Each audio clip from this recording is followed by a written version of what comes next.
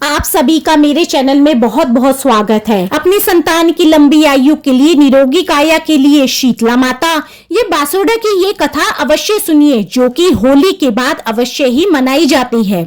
और इस कथा को अंत तक अवश्य ही सुनिए कि शीतला माता की कृपा आपके बच्चों पर बनी रही। और आगे भी ऐसी ही मेरी वीडियोस देखने के लिए मेरे चैनल को लाइक, शेयर एंड सब्सक्राइब कीजिए और बेल आइकन जरूर दबा दीजिए, ताकि न्यू वीडियोस का नोटिफिकेशन आपको ऑन टाइम मिलता रहे। तो बोलो शीतला माता की जय। एक गाँव में ब्राह्मण दंपत्ति रहते थे। दंपत्ति के 2 बेटे और 2 बहुएं थी।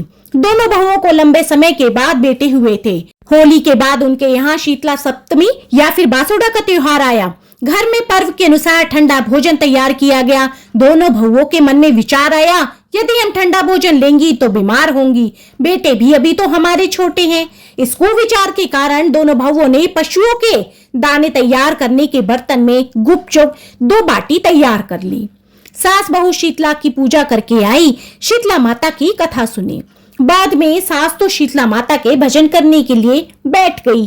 दोनों बहुएं बच्चे रोने का बहाना बनाकर घर आईं। अब दोनों बहुएं दाने के बर्तन से गरम गरम रोटला निकाल ले, चूरमा किया और पेट भर खा लिया। सास ने घर आने पर बहुओं से भोजन करने को कहा।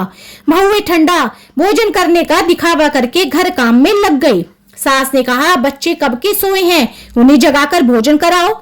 बहुएं जैसे ही अपने बेटों को जगाने गई तो उन्होंने उन्हें मृत प्राय ही पाया। ऐसे बहुओं की करतूतों के फलस्वरूप ही शीतला माता के प्रकोप से ऐसा हुआ। बहुएं विवश हो गई।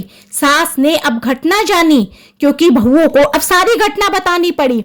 सास ने जैसे ही घटना जानी तो बहुओं से झगड़ने लगी।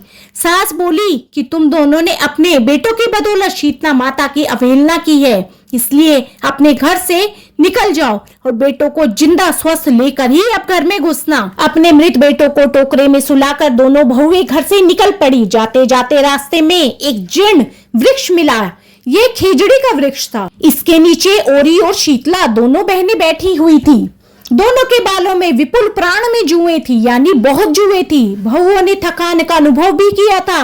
दोनों बहुएं ओरी और शीतला के पास आकर बैठ गई।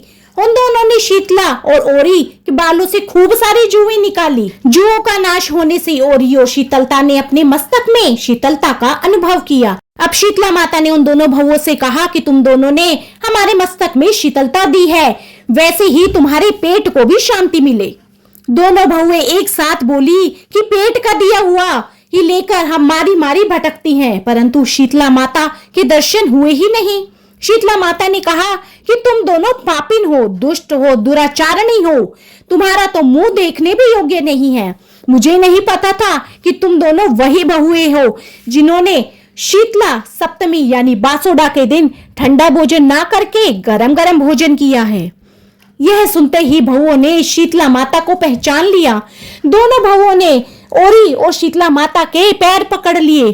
देवरानी जेठानी ने दोनों ने माताओं का वंदन किया। गिड़गिड़ाते हुए कहा, हम तो भोली भाली हैं, हमें नहीं मालूम था कि हमने गरम भोजन ही करना है। आपके प्रभाव को हम जानती ही नहीं थी। आप हम दोनों को क्षमा करें, उन्हें ऐसा दुष्कर्म हम कभी भी नहीं करेंगे। उनके पश्चाताप भरे वचनों को सुनकर दोनों माताएं प्रसन्न हो गई। शीतला माता ने मृतक बालकों को जीवित कर दिया। माता ने कहा कि जाओ तुम घर पे जाके देखो, तुम्हारे बालक जीवित हो गए।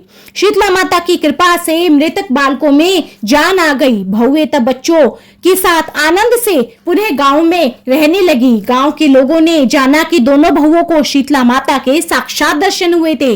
दोनों का धूमधाम से स्वागत करके गांव में प्रवेश करवाया गया। बहुओं ने कहा कि हम गांव में शीतला माता के मंदिर का निर्माण करवाएंगे। चैत्र महीने में शीतला सप्तमी के दिन मात्र ठंडा खाना ही खाएंगे। बासोडा के दिन हम मात्र ठंडा खाना ही खाएंगे। शीतला माता ने बहुओं पर जैसे ही अपनी कृपा दृष्टि डाली, वैसे ही माता रानी सभी के बच्चों पर ऐसे ही कृपा दृष्टि डाले। सभी की संतान को निरोगी काया मिले, माया मिले। श्री शीतला माँ सदा हमें शांति, शीतलता तथा आरोग्य दे। तो बोलो माँ शीतला की जय। तो हे शीतला माता, जो भी कोई इस कथा को अंत तक सुने, उसकी संतान को निरोगी काया देना और लंबी आयु प्रदान करना। तो बोलो माँ शीतला की जय।